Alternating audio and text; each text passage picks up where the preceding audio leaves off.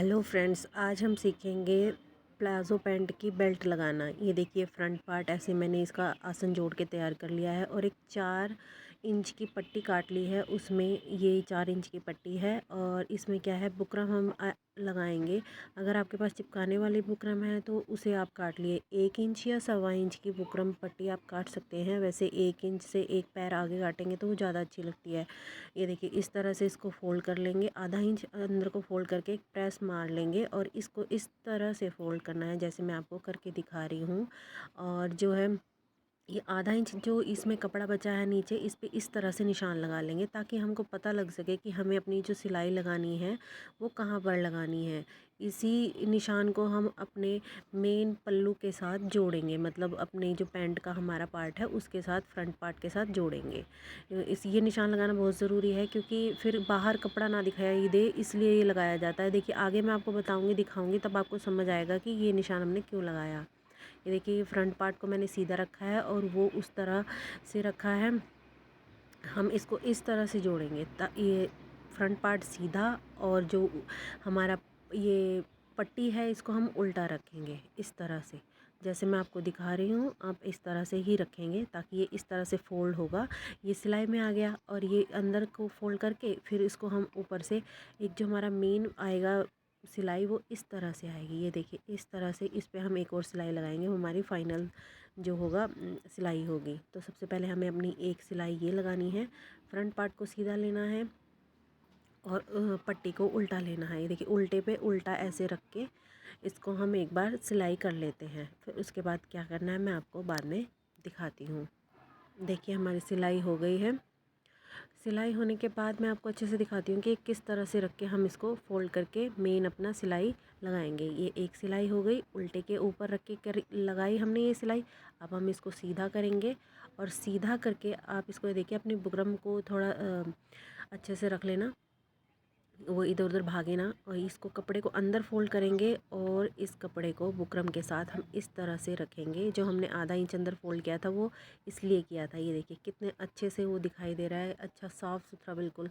और अब हम इसकी मेन जो सिलाई है वो लगा लेंगे। कपड़े को अच्छे, जो ये सिलाई है इसको बड़े साफ़ तरीके से लगाएंगे क्योंकि ये सामने दिखती है और ये मेन जो सिलाई थी वो। अब ये हमारा फ्रंट पार्ट रेडी हो गया है। अब हम बैक पार्ट की तरफ चलेंगे।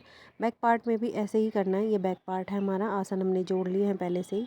ये भी 4 इंच की चौड़ी पट्टी है। जितना हमारा बैक पार्ट है थोड़ा चौड़ा होता है, उतनी ही लंबी हमको ये पट्टी 4 इंच रख के काट लेनी है।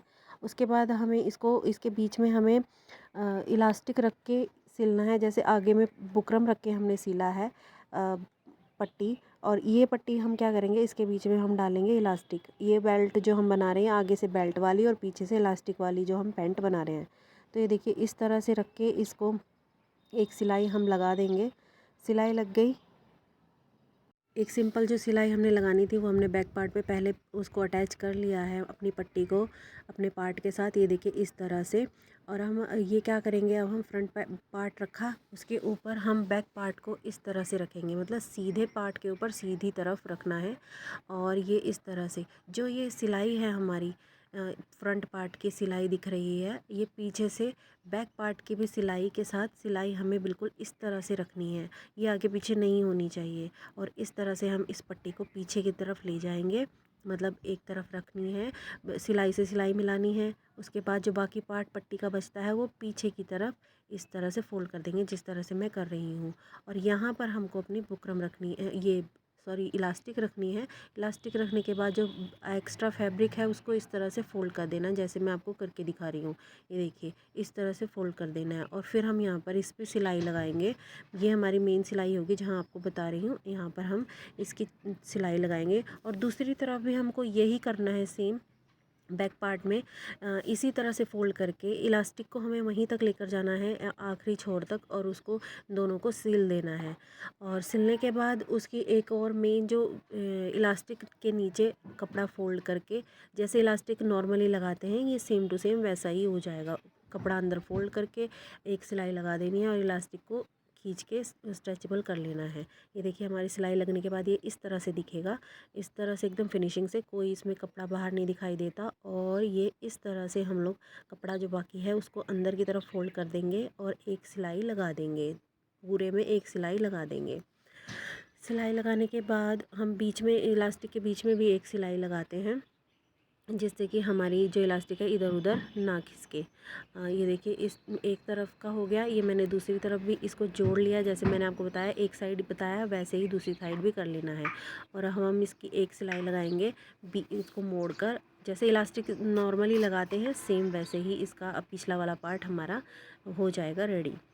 ये देखिए इस तरह से मैंने दोनों तरफ किया और इसको ऐसे फ़ोल्ड किया। ये पिछला पार्ट हमारा रेडी ही समझो, एक सिलाई लगनी है बस, इसको इस तरह से फ़ोल्ड करना है और यहाँ पर हमें एक पूरे में सिलाई लगा देनी है इलास्टिक को खींचते हुए।